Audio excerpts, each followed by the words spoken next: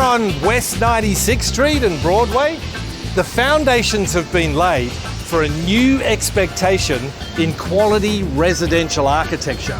And a big part of that is this guy, Thomas Juul-Hansen, whose design philosophy is to use natural materials to create an expression.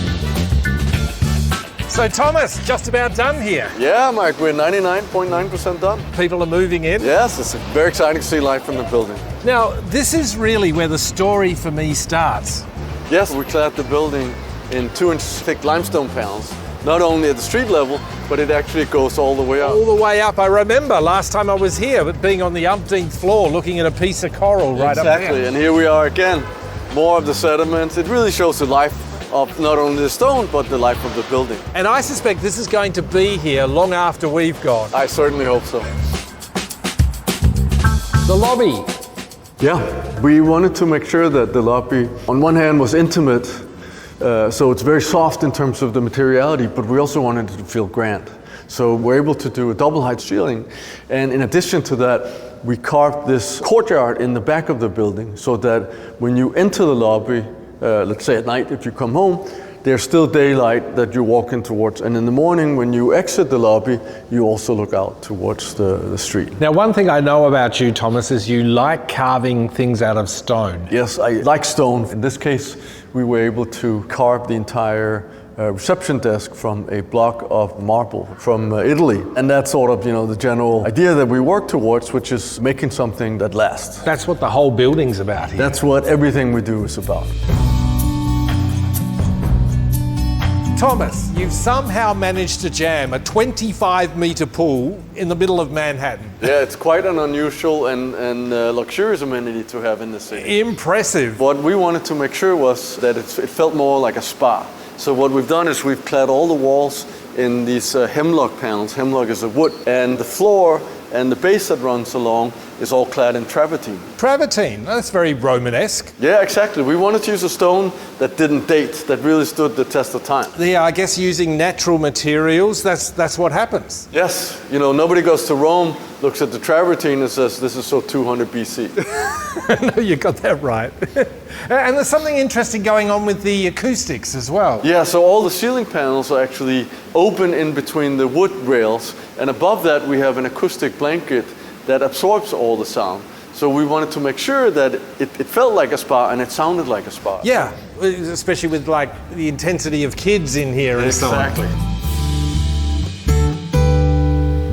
Okay, so we're on the roof now, and this is very much a shared space. The idea was that because we have such a large roof, instead of giving it all to the penthouse owners, we actually took the majority of the space and allocated for everyone in the building to use. So you can see we have several outdoor kitchens. We have all these different outdoor dining rooms, so families can come up here and enjoy this roof together instead of just giving it all to one apartment. Well, you're right there in this town especially. This kind of setting is usually reserved for the super wealthy. Yes, and certainly I'm not going to pretend that you don't have to be wealthy to own a new condominium in New York City.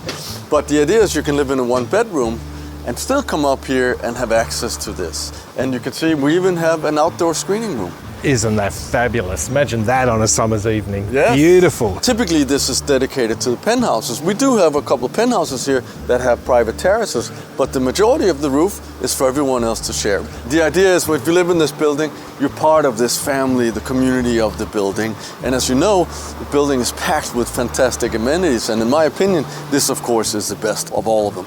So you mentioned penthouses before. Any chance we could have a look in one of them? Absolutely. Follow. So here we are in the penthouse. Yeah. As you can see, someone has moved in, yes, and the owner has been here for several months. Wow. And as you can see, it's a pretty spectacular room because we have the river view and we have the views of Midtown from the same spot, which is quite unusual. Yeah, and this is quite the staircase. This is really quite the staircase, yes. It's almost sort of a locator for the apartment that all the rooms spin off this center staircase. So we have kitchen, dining on one side, living, all the bedrooms on the other side, and it all kind of spins off the stair that connects it to the outside space. Oh, I see, and here we are back up at the roof.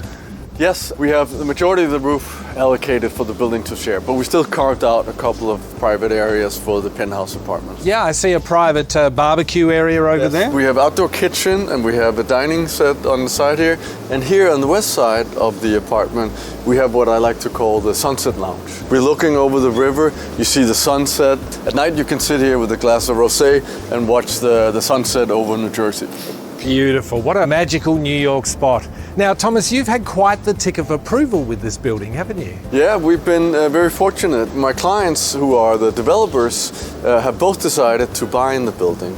And in fact, one of them is going to raise his family here, which is great for me because our intent was really to create a building where the families together would create a community for the building. And my clients have completely absorbed that to the point where they are now wanting to be a part of that. That's fantastic. Yeah, I take it as a great compliment.